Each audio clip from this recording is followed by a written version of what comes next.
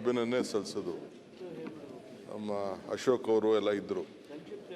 ನಾವು ಕೆಲವರು CSR ಅಲ್ಲಿ ಕೆಲವರು ಅವ್ರವ್ರ ಹೆಸರು ಇಟ್ಕೊಳ್ಳಿಕ್ಕೆ ಅವಕಾಶ ಮಾಡಿಕೊಡ್ತೀವಿ. ಈಗ ಇನ್ಫೋಸಿಸ್ ಅವ್ರು 200 ಕೋಟಿ ಕೊಟ್ಟರು, ಡೆಲ್ಟಾ ಅವ್ರು ಕೊಟ್ಟರು. ಸೊ ಅವ್ರವ್ರ ಹೆಸರಲ್ಲಿ ನಾವು ಸ್ಟೇಷನ್ಗಳು ಇಡೋಂಥ ಕೆಲಸ ನಾವು ಮಾಡ್ಕೊಂಡು ನಾವು ಬಂದಿದ್ದೀವಿ. ಎಲ್ಲ ಸರ್ಕಾರಗಳು ಮಾಡ್ಕೊಂಡು ಬಂದಿದೆ, ಇದು ಈ ಸರ್ಕಾರ ಅಲ್ಲ. ಪಾಪ ಅವರು ಏನು ಕೇಳ್ತಾ ಇದ್ದಾರೆ, ಪಾಪ ಅವ್ರ ಜಮೀನು ಇದೆ ಅಲ್ಲ, ಒಂದು 70-80 ಎಕರೆ ಇರಬೇಕಲ್ಲ. ಮುಂದೆ ತಾವು ಸತಿ ಹೇಳಿದೆ ನನಗೆ, ನೀನು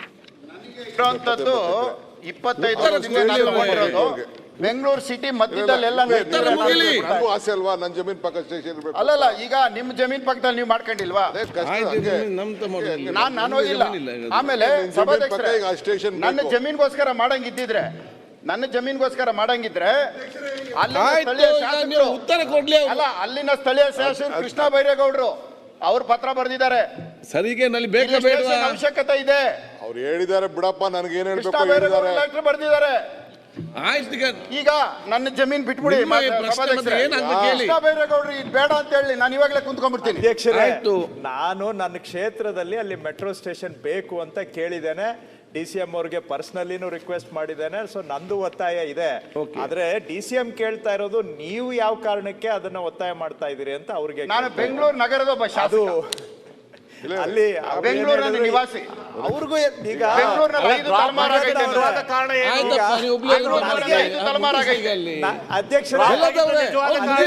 ಮುಗಿಸ್ತಾರೆ ಚರ್ಚೆ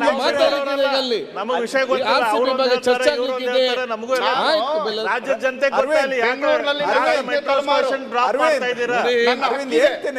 ನಿಮ್ಗೂ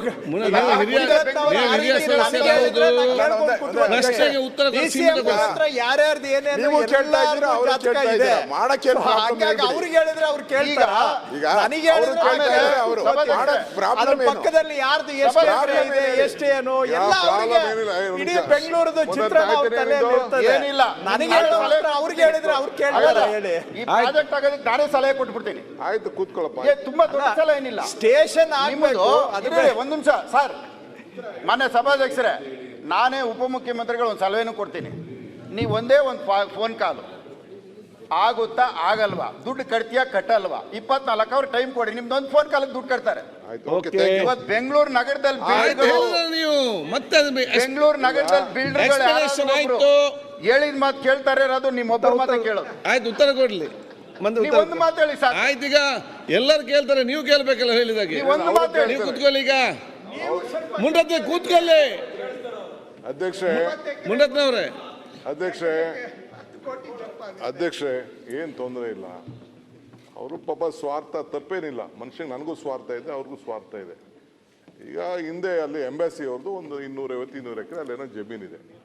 ಅವರು ನನ್ನ ಹೆಸರು ಬರಬೇಕು ಅಂತೇಳಿ ಎಂಬಾಸಿದು ಅಂತ ಅಂದ್ಬಿಟ್ಟು ಒಂದು ಅಗ್ರಿಮೆಂಟ್ ಮಾಡ್ಕೊಂಡಿದ್ದಾರೆ. 140 ಕೋಟಿ ರೂಪಾಯಿ ಸ್ಟೇಷನ್ ಮಾಡಬೇಕು, 120 ಕೋಟಿ ರೂಪಾಯಿ ಕೊಡ್ತೀವಿ ಅಂತ ಹೇಳಿದ್ದಾರೆ. ಅದರಲ್ಲಿ ಬರೀ 1 ಕೋಟಿ ದುಡ್ಡು ಕೊಟ್ಟಿದ್ದಾರೆ. ಇವ್ರದ್ದು ಒಂದು 70-80 ಎಕರೆ ಇದೆ. ಇವರು ದುಡ್ಡು ಕೊಟ್ಬಿಡ್ಲೆ, ಮುಂದತ್ತೆ ಇಟ್ಬಿಡ್ತೀನಿ ಸ್ಟೇಷನ್. ಓಕೆ, ಸಭಾಧ್ಯಕ್ಷರೇ, ಹಂಪನಗೌಡ ಬಾದಲ್ಲಿ ಅವರು ಅಂದ್ರೆ ಅಲ್ಲ, ಈಗ ಅಂದ್ರೆ ದುಡ್ಡು 6 ಜನ ಕೊಡ್ಲಿಕ್ಕೆ ಸ್ಟೇಷನ್ ಮಾಡೋದು ಯಾರು ಮಾಡ್ತಾರೆ? ಯಾರು ಕೊಡೋದು? ಸರ್ಕಾರ ಮಾಡ್ತಾರೆ. ಅಲ್ಲ, ಈಗ DPR ದಲ್ಲಿ ಇದೆ ಸ್ಟೇಷನ್. ನೀವು ಅರ್ಥ ಮಾಡಿಕೊಳ್ಳಿ, ಅವ್ರು ಫಸ್ಟ್ ಕೊಡ್ತಾರೆ. ಗಂಭೀರವಾದ ಸರ್ಕಾರದ ಸಲ ಮಾಡ್ತದಂತೆ. ಇದು ಗಂಭೀರವಾದ ಪ್ರಶ್ನೆ. ಅಧ್ಯಕ್ಷರೇ, 9 ಕಿಲೋಮೀಟರ್ ಈಗ ಹಿಂದೆ CM ಅವರು ಅದನ್ನ ಅನುಮೋದನೆ ಮಾಡಿದ್ದಾರೆ. ಕೃಷ್ಣ ಬೈರೇಗೌಡನು ಕಟ್ಟಬೇಕಂತ ಈಗಾಗಲೇ ಅವರು ಕಟ್ತೀನಿ ಅಂತ ಅಗ್ರಿಮೆಂಟ್ ಮಾಡ್ಕೊಂಡು 1 ಕೋಟಿ ಕಟ್ಟಿದ್ದಾರೆ. ಮುನ್ರತ್ನ ಏನು ಹೇಳ್ತಾ ಇದ್ದಾನೆ, 1 ಕೋಟಿ ಕಟ್ಟಿದ್ದಾರೆ, ಇನ್ನು ಉಳಿದದ್ದು 119 ಕೋಟಿ ಕಟ್ಟಲಿ